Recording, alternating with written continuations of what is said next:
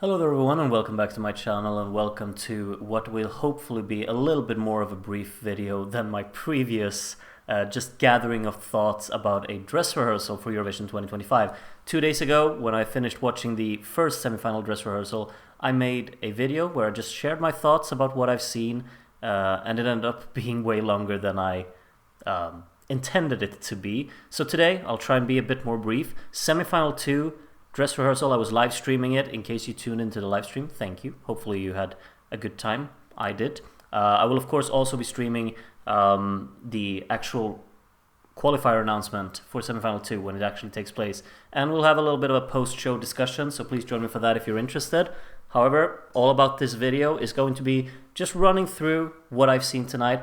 It was a pretty good show, to be honest, but it did have its draggy moments. There were generally throughout the show a lot of moments where the show was kind of being broken up a little bit because the stage was not ready for the next competing entry. I assume that was the reason, but there was just kind of a recurring theme and something that really struck me, that a lot of times between the songs they showed the postcard, and then when the postcard was done, the stage wasn't ready or the performance didn't start, which was an intriguing one for it to happen because that didn't happen on Monday, and if it did, it was only once or twice. I don't remember it happening, but today it was very regularly, like not half of the performances, but I would say like maybe 5 or 6 times, which is a lot. So hopefully that will be fixed for tomorrow or later today, I suppose, depending on when you watch this. I'm recording it in the middle of the night because the show ends very late, as you know.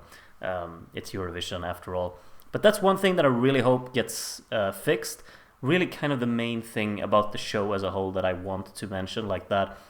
I think the hosts were, they're getting more into it now. I was a bit skeptical the first time I was seeing them. I thought they were a bit on the stiff side, but I think they're definitely warming up now, and I think this was a pretty decent one from the host. There was this moment during the interviews towards the end when Hazel sat down with Erika Wikman, and that section, while it had its fun moments, and I think you will enjoy it, it was so long. Like, they stretched that part out. I'm sure it was like 5 or 6 minutes long, and it just felt like it never ended. And it also felt a bit stilted, I suppose. So that's a minor criticism I have as well, I suppose. However, the most important thing, of course, when we talk about Eurovision is the participants and is the songs.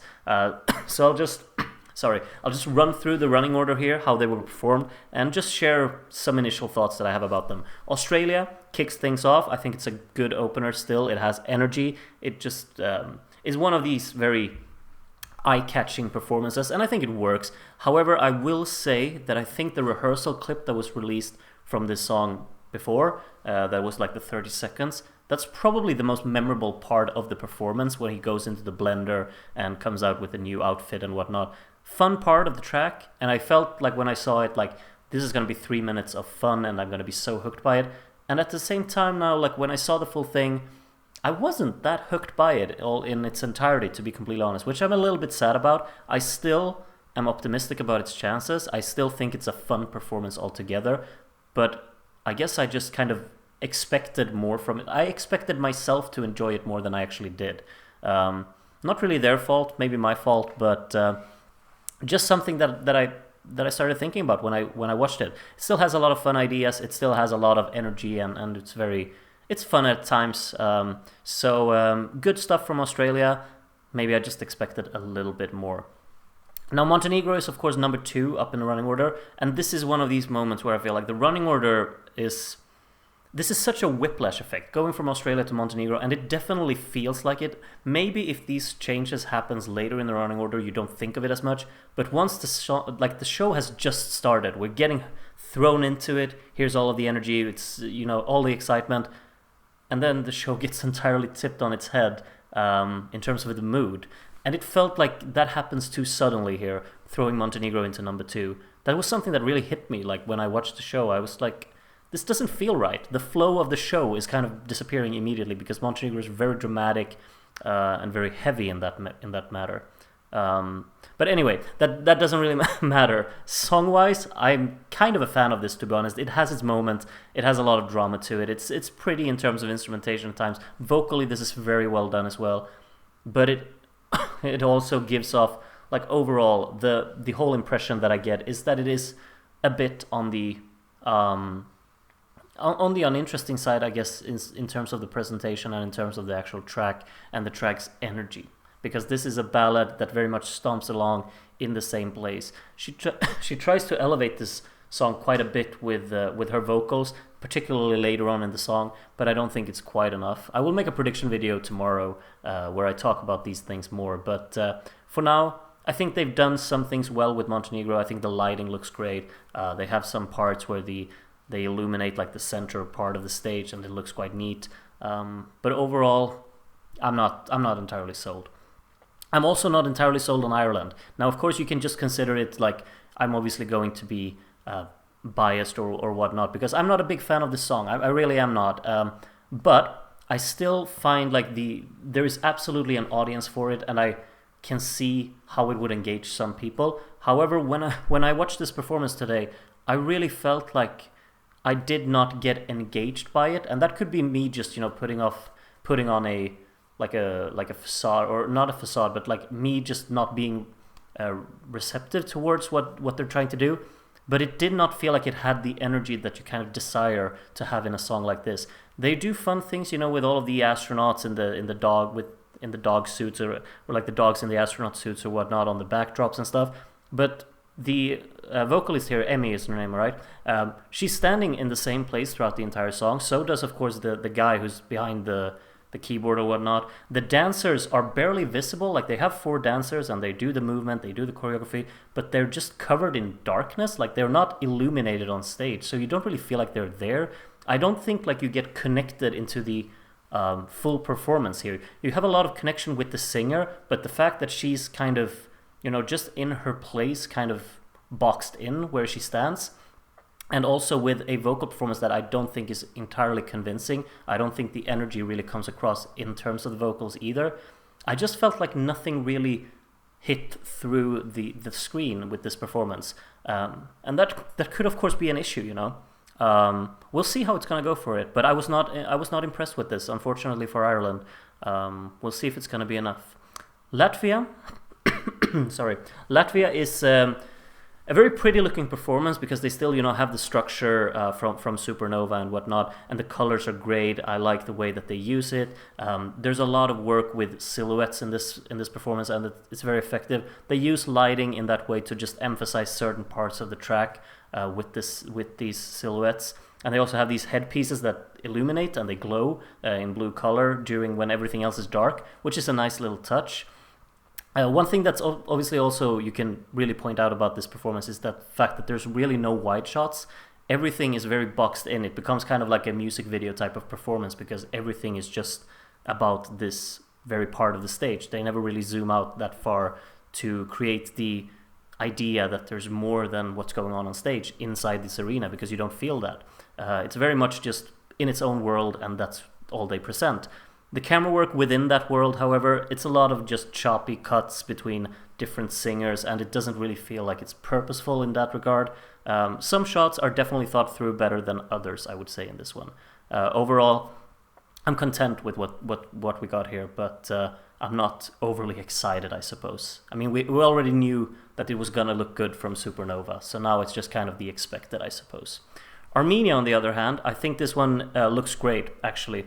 A lot of ambition has gone into this. We obviously have the treadmill, and they use it very, very well. The light show is immense. There's a lot of intensity in it. There's a lot of smoke going on, almost to the point where it becomes too much, but at the same time, I feel like that fits the track as well. So you really feel all of that energy and intensity within the song, the way that it's performed as well. I think they've nailed the staging with this one. Vocally sounds all right as well. I know we have a little bit of a worry when we've seen the performance from Depi Evratesil that it wasn't as convincing, but I think it's fine here. I think everything just kind of works with this. I know this is not a prediction video, but I would be surprised if this one isn't making it, in all honesty.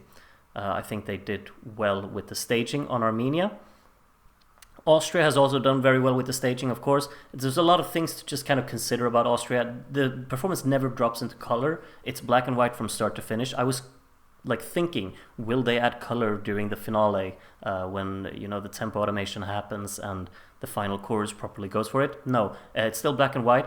Also, the vocal chop hook or the vocal chop part towards the end is entirely instrumental. He doesn't really sing during the final part. He just does a few wasted lines towards the very end with his operatic voice, and those are really nice. But it also kind of creates this schism of what kind of live vocals we have here. So that's an interesting one as well. I like the fact that they still have this, staccato vocal chop hook there towards the end. I don't want them to make that live vocals.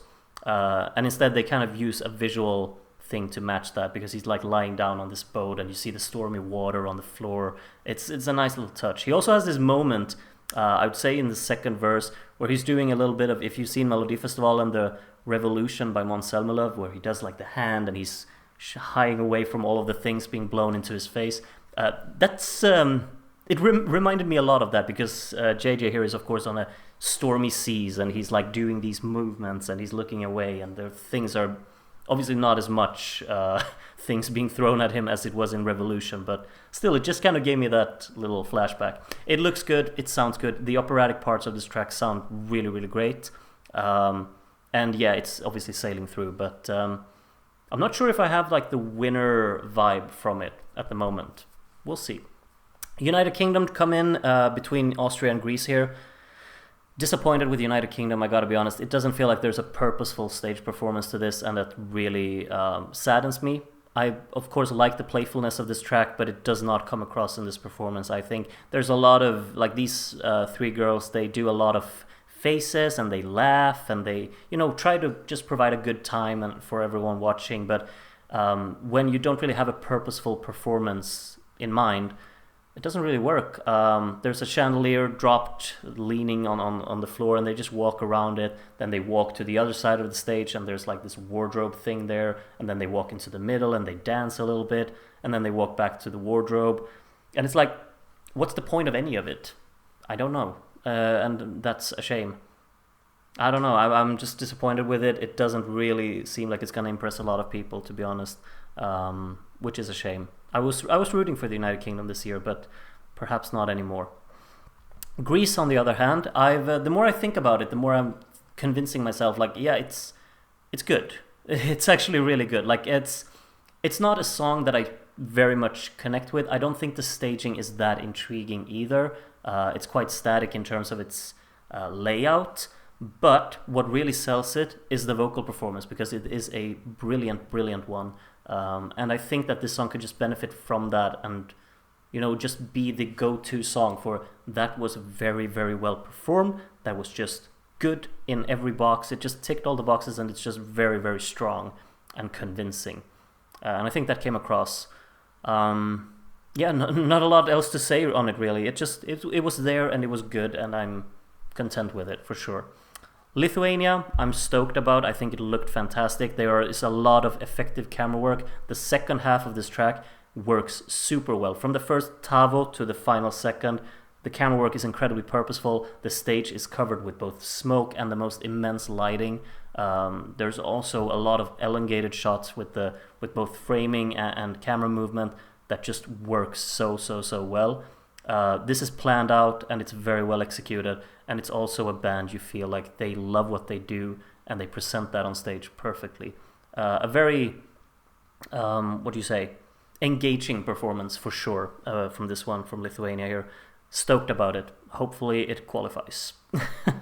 Malta next. Malta is a very dark performance. Like the lighting of this performance is very shadowy, I guess. Like you don't really get too much of a close connection with the dancers, really. Of course, like with our main performer, she's charismatic and she connects with the camera a lot, but everything surrounding it, there's a lot of focus on like the backdrops with the separated legs and the mouth that she's within, and the disco ball and whatnot. But the dancers I don't feel particularly connected with. I don't know what they look like. I don't know who they are at all. And I think that's like a very big difference from MESC, because they were very much a part of the performance there. I get what they're doing here. This is a very suggestive kind of performance in terms of the lighting. It's red, it's black. They're playing around a lot with, just a suggestive tone and more darkness. I'm personally not clicking with that approach, but vocally this is very strong, and it is definitely something that people will remember, and they present it in that way as well to make sure that you're not going to forget it. So kudos to that. I would not be worried about its chances, I'd say. Georgia up next. Georgia is one of these, like the main thing that I take away from Georgia is the dancing, because I think they're actually really, really great. I said earlier in another video that they gave me a little bit of that memory of Visionary Dream from 2007, because the choreography just reminded me of that. And it's fun to look at. Song-wise, I don't really connect with this song. I don't find it that interesting. Vocally, it sounds decent, you know. Nothing wrong with it. Nothing wrong with the backdrops. Everything just is there and it works. But I just personally don't find the interest in it. I looked a lot at the dancers and the choreography because I thought that was the most entertaining part of this entry. France, on the other hand, who's squished in here after Georgia, was arguably, it was my favorite performance of the night. This looks stunning. This will most likely be a challenger for the win, I would say. It's an incredibly well-staged entry, but what's even more important to note here is that it's an incredibly well-sung entry. This is the most competent vocal performance, I think. It's one of these, you can definitely hear when someone is trained to perfection in terms of vocals, at least in this case, because it's so effortless. And from the very opening, you just feel like she's going to carry this song from start to finish, and she's going to deliver so well. And that's exactly what she does. The imagery on stage, everything is very well thought through, and it's very well executed. But what really holds me together and makes me so attached to this is the way that the vocals sound in this performance, because she's brilliant. She truly is. And I was wowed by this. Be on the lookout for that tomorrow when you see it. I think you will enjoy it as well. Denmark is, of course, next up. I'm so hopeful. I'm keeping my fingers crossed. I really want Denmark to qualify. This is a performance where the first 2 minutes of it, I mean, it's kind of static in terms of movement. She's in the same place throughout. There's a lot of darkness within this performance as well, not a lot of clear lighting. There's some blue, pink, and purple kind of sparking through during the choruses that elevates it. Vocally, this is superb. I think that should be noted, and I hopefully that will make sure that this song goes through, because I really enjoyed this song. I think it's a really strong pop tune, and it gets me excited about the song as well. I think it's a really great song, and I just really want it to qualify, and it's well performed as well. It's not the most exciting stage performance, but it's just strong overall. Really hoping that Denmark makes it. Czechia has a very clear visual identity. It's white and black with very clear contrast in that regard. Decently sung, well sung even, I'd say. A decent song as well. I'm a fan of it. It did not leave a huge impression on me, this performance, but it was still decent, and they kind of incorporated the dancers very well in this song, I gotta say, because they feel purposeful. They're holding the microphone for him, and one of them is removing his jacket and whatnot. There's obviously a dance break in this song, and that part, I was kind of a fan of it in the studio cut, but what happens in this performance is that the entire stage turns red during the dance break, so you can't see anything. It's the standard issue with the red color this year, because when everything gets red, you can't see anything. It just looks like tomatoes on ketchup, and that is not a strong part of the performance here, because a dance break is supposed to be very clear visually, right? This one isn't. It's just red, and then it's over. So yeah, I'm not a big fan of that part, but other than that, it's good. It's good. Luxembourg has a very creative approach about it as well.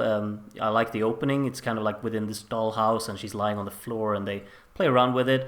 We see France Gall on the screen behind her throughout the entire song, really, on a small little TV. So they have the homage there.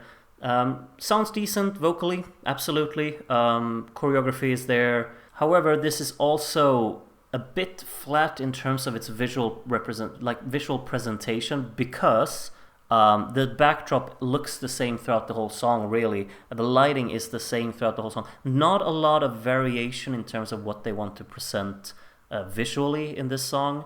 And I also think that maybe there's a little bit too much darkness to really leave a memorable impression of choreography and of the performer and whatnot. So I'm not entirely sold on it. I still think the song, you don't know, definitely has an appeal to it. It is quite chirpy and inviting in that regard. But I'm not entirely sure. I think there's a little bit of a lack of ambition in terms of providing us with variation throughout this performance and its 3-minute runtime. It becomes a bit on the repetitive side for me anyway. So we'll see. Israel's here, of course, and Israel looks and sounds great. Yeah, they've done many good things with this performance. The structure they're using, it looks nice, and she starts out a bit and then she walks towards the structure and she walks around it and the camera is following it around. It's just neatly done. It's professionally done for sure. Vocally, throughout the most part, it was strong as well. There was a moment in the either second verse or second chorus, I don't remember, where there were some notes that just fell away from her, I suppose. But overall, it's qualifying. We know it is. So yeah, but it was well performed. Germany, unfortunately, was, in my book, not that well performed. I like the staging concept. I think it's cool that they have this huge structure. They definitely create this club-esque vibe with the whole atmosphere on stage as well. A lot of smoke, a lot of darkness, the flashing lights, the energy is there from the performers as well. There's this moment where Tina is surrounded with people just holding their cell phones around her. I don't know. I don't really get that part, but sure, just go for it. However, the unfortunate part about this is the fact that at moments, like early on in the song, like the first chorus, I just felt like, yeah, vocally, this is working. It's working. And then the verses happened. And she was not able to really carry the depth in her voice and not confidence, but the consistency in actually hitting the notes with emphasis and with control, because it felt a bit on the shaky side. It felt a bit feeble in terms of the actual delivery here. It was not an impactful vocal performance in my book anyway, and that really shows at certain parts of the track, mainly the verses, but there was also a chorus towards the end where you just felt like everything's just falling away from this, and it's not a very enjoyable listen because of that. I think this song is tons of fun. I do like the energy of it. I think it's definitely an earworm. I think a lot of people will like it, but it's also a song that really, really requires a very, very strong vocalist to definitely carry the energy of this song and to ensure that the vocals don't become, too soft, I guess really would be the main thing here. They need to really punch through the soundstage and be very direct and clear, and that was not the case tonight, at least not in my ears. And I think it really showed. It really stood out next to the competition as well, because of course what happens after Germany is that Serbia comes on, a very, very strong singer who definitely knocked it out of the park in that area. This song I do not care that much for, I will be completely honest. I do like myself many Balkan ballads. This one just feels incohesive to me, unfortunately. It's very, very clear, like in the first half of the track, there's a lot of just lack of flow. The song builds a little bit and then it retracts all of that energy, starts off from zero, then we move into a different part that feels a bit taken out of nowhere, and then we're switching to a third part, and every time it switches to a new part, the song just kills all of its own mood and energy that it's established, and it's just a bit off-putting. The final minute or so of the song really, that feels purposeful, it feels direct, it feels like it definitely sticks. That's the part they use in the recap clip as well, which is good on them. They're still dragging him on the floor, which looks a bit silly. From the rehearsal clip that we saw, a lot of people really reacted to the fact that he's getting dragged on the floor, and it looks a bit silly. He's still getting dragged on the floor, and I don't know why they do that. Maybe there's a reason behind it. Maybe someone can let me know. But yeah, Serbia, I find very difficult to think if it makes it or not. I'll be honest. Finland, however, knocked it out of the park. It looks amazing. It sounds amazing. What an entry to just finish things off with. And she is one of the... she's a proper star in terms of being a performer. Her charisma is off the charts. She knows how to completely kill this performance, and she does. This is one of the most impressive performances. I don't even, like, I'm not a big fan of the song. I think most of you already know that. But the way that this is performed, forget about it. It's brilliant. It's a perfect closer. It's a well-deserved winner of the semifinal. I will say that. I think it wins the semifinal. You will also hear that from me, of course, when I make my predictions video. But yeah, this is brilliant. It's everything you expected it to be. It looks the same as in UMK, of course, but just slightly expanded, I suppose. Looks brilliant, sounds brilliant. Just well done, Finland. Happy days. That's my review for everything semifinal 2. It's got to do there. I'm almost up on the same time as the first semifinal anyway. Thank you so much for watching this video. Please be on the lookout for my prediction that I will drop before the show for sure. And then you can also join me for the stream where I will react to the live announcement of the qualifiers, and then we'll talk about everything semifinal 2 after that tonight.